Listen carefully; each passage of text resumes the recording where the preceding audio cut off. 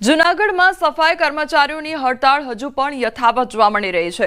મનપા કચેરી ખાતે બેઠક બાદ પણ કોઈ નિર્ણય આવ્યો નથી। બેઠક બાદ પણ સફાઈ કામદારો પોતાની માંગ સાથે અડગ જોવા મળી રહ્યા છે। સફાઈ કર્મીઓ સાથે સમાધાનના પ્રયાસો યથાવત છે, તો સફાઈ કર્મચારીઓના પ્રશ્નોને લઈને સરકારમાં રજૂઆતના પ્રયાસો થઈ રહ્યા છે। બેઠકમાં સફાઈ કામદાર યુનિયનના પ્રમુખ, મેયર, ડેપ્યુટી મેયર ઉપસ્થિત રહ્યા। સામાજિક અગ્રણીઓ, પદાધિકારીઓએ પણ ચર્ચા કરી। લોકોની વાત છે કે અમુક પ્રશ્ન એવા છે કે બધે રાજ્ય સરકારમાં પૂછવું પડે, એનું માર્ગદર્શન મેળવવું પડે અને આગળ વધવું પડે।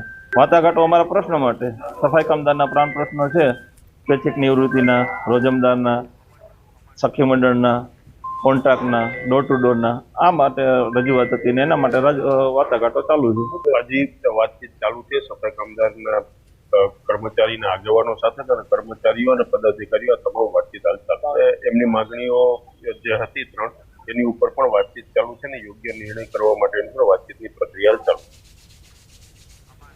સંવાદદાતા અમાર અમારી સાથે જોડાઈ ગયા છે। અમાર, સફાઈ કર્મચારીઓ હડતાળ પર ઉતર્યા છે, શું માંગ છે તેમની અને સમાધાનના કોઈ પણ પ્રકારના એંધાણ છે ખરા? કોમલ, ચોક્કસ કે સતત 5 દિવસથી સફાઈ કર્મચારીઓ પોતાના વિવિધ પ્રશ્નોને લઈને હડતાલ પર છે અને શહેરમાં જ્યાં જુઓ ત્યાં ગંદકી જ ગંદકી છે। ગઈકાલે મહાનગરપાલિકાના અધિકારીઓ અને પદાધિકારીઓ દ્વારા જે સફાઈ કામદાર યુનિયન છે તેમના પ્રમુખ અને સમાજના અગ્રણીઓને પણ બોલાવ્યા હતા અને સમાધાનના પ્રયાસો કરવામાં આવ્યા હતા, પરંતુ સફાઈ કર્મચારી અને આગેવાનો છે તેમણે ટસનું મસ ન કર્યું। તેમના જે માંગો છે તેની સાથે રહ્યા અને હજુ પણ આજે પણ સફાઈ કર્મચારીઓની હડતાલ યથાવત છે।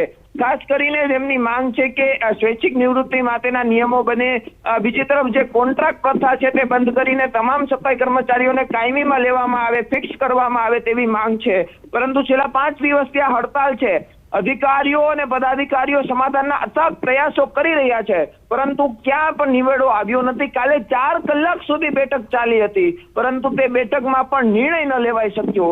એટલે હવે જૂનાગઢ શહેરમાં હજુ પણ ગંદકી વધે તેવી શક્યતા પૂરેપૂરી જોવા મળી રહી છે। કોમલ જી, અમાર સમગ્ર માહિતી બદલ આપનો આભાર।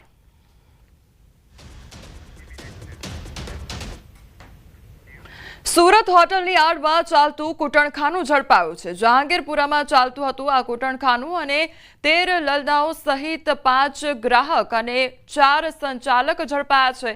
એન્ટી હ્યુમન ટ્રાફિકિંગ સેલની કાર્યવાહી હાથ ધરવામાં આવી છે। જહાંગીરપુરા પોલીસ સ્ટેશનની હદમાં ચાલતું હતું આ કૂટણખાનું। ઝડપાયેલા 13 લલદા થાઈલેન્ડ નિવાસી વધુ કાર્યવાહી શેલ દ્વારા હાથ ધરવામાં આવી છે। સાબરકાંઠાના હિંમતનગરમાં મોતીપુરા ખાતે ખાડામાં કાર ખાબકી જવાની ઘટના બની। બ્રિજ ગટર લાઇનમાં ખાડામાં પડી જતા કાર ગંભીર રીતે ફસાઈ ગઈ હતી, જો કે કાર ચાલકને સમયસર બહાર કાઢી લેવામાં આવ્યો હતો।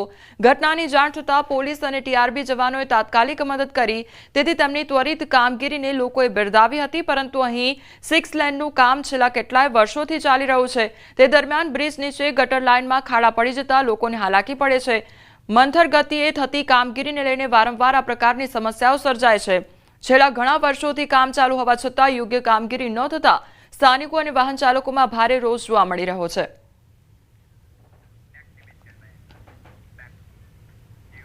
ગૌણ સેવા પસંદગી મંડળ દ્વારા આજે રાજ્યમાં તલાટીની પરીક્ષાનું આયોજન કરવામાં આવ્યું છે, ત્યારે 2384 જગ્યા માટે આ પરીક્ષા લેવામાં આવશે। રાજ્યભરમાંથી 4 લાખ ઉમેદવારો પરીક્ષા આપશે। 23 જિલ્લામાં 1384 સેન્ટર પર લેવાશે પરીક્ષા। બાયોમેટ્રિક હાજરી બાદ જ ઉમેદવારને પરીક્ષા કેન્દ્રમાં પ્રવેશ આપવામાં આવશે, તો ઉમેદવારોને 1 કલાક પહેલા પરીક્ષા કેન્દ્ર પર પહોંચવા સૂચન કરવામાં આવ્યું છે। 12 વાગ્યાથી પરીક્ષા કેન્દ્રમાં ઉમેદવારોને પ્રવેશ આપવામાં આવશે।